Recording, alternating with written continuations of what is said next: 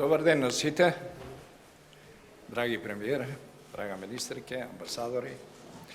Чест ми е. Исмет се осврна на историјата на НАТО, состојбите и така натака. Маршаловиот план, од секојаш историски, Маршаловиот план беше предвиден и за Балканот, меѓутоа Маршаловиот план го нема за Балканот. Добар ден на сите. 70 години мир, просперитет и онаа што НАТО го обезбеди во светот. Северна Македонија е горда што успеа да придонесе во оваа мисија, како во периодот на соработка, така и последниве 2 години, од кога станавме членка, равноправна членка. Со приемот на Северна Македонија во НАТО, се промени и оваа држава, а воедно ги направи Европа и регионот постабилни и побезбедни. Денес, повеќе од било кога, можеме да видиме што представува НАТО за нас. Ние сме благодарни за тоа, но воедно чувствуваме поголема одговорност за иднината на континентот. Сочувствуваме со Украина, ја осудуваме агресивноста на војната. Од војната никој нема ништо да добие, само ќе изгубат мајките, ќе изгубат и татковците своите деца.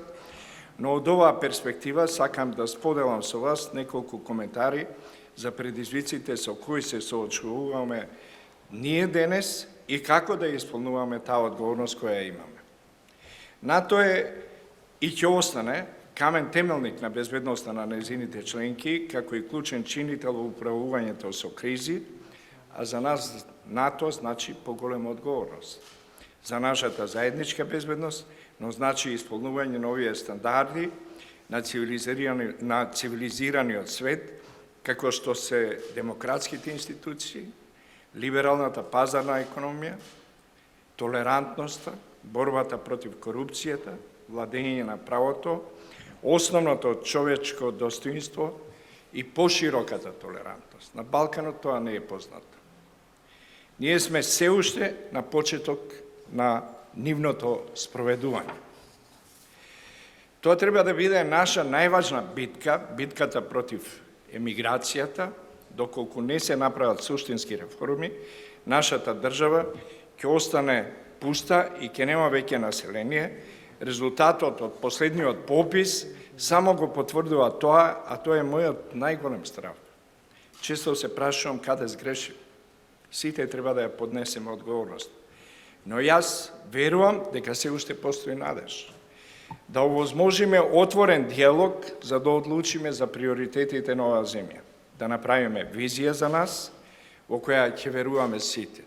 Визијата е нешто што сите го посакуваме, сонот за Македонија, сонот за граѓаните на Македонија, сонот во кој треба да веруваме и да бидеме позитивни. Без сон ние сме никој ништо.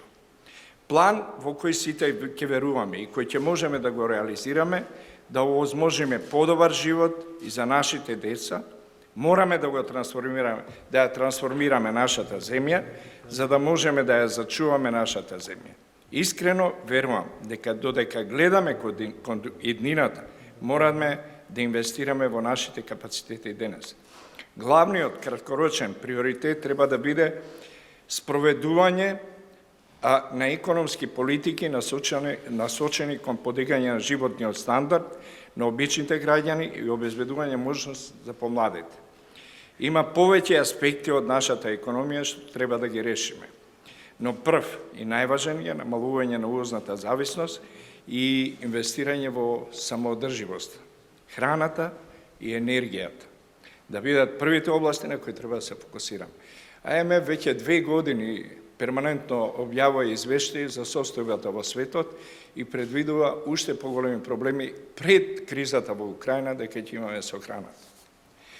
Сведоци сме на најголемата енергетска неизвестност во нашата историја и за таа цел мораме брзо да обезбедиме енергетска независност.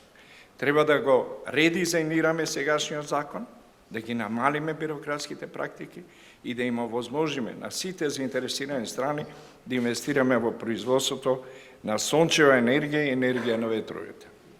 Втората област е земјоделието и производството на храна.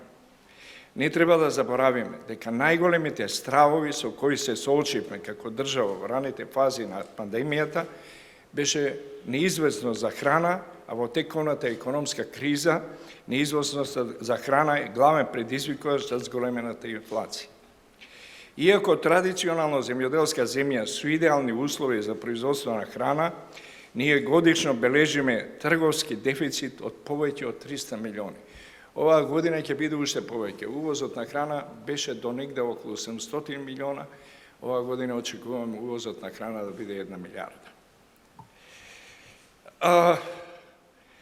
Иако на годишно ниво се субвенционира во оваа област со милионски суми, реструктурирањето на владините субвенции треба да биде највисок приоритет заедно со овозможување меки кредити и државни гаранции на компаниите кои се подготвени да инвестираат и да го трансформираат земјоделството. Треба да действуваме сега и сакам да додадам дека не треба да бидеме само брзи, треба да бидеме храбри во делот на промени и реформи на општеството. Рефлексијата и лекциите се многу јасни. Само просперитетните економии може да гарантираат безбедност и стабилност и да не го забравиме тоа. Сакам да го завршам моето обраќање со НАТО референца. Иако НАТО членот 5 не прави еднакви пред лицето на непријателот, тој не заштитува подеднакво од секој вид на непријател. Економски развиените земји на крајот полесно ќе се справат со последиците од економската криза, додека кај нас ќе остава траен белег врз нашето општество, што е веќе видено. Мора да бидеме мудри. Емиграцијата секогаш била во економските неизвестности во Македонија. Македонците, како ирците, се селеле секогаш во кризите. И на крај би додал една реченица на мојот пријател Горан Стефановски, вика, тешко е да бидеш во туѓа земја странец, а уште потешко е да бидеш странец во својата земја. Ви благодарам.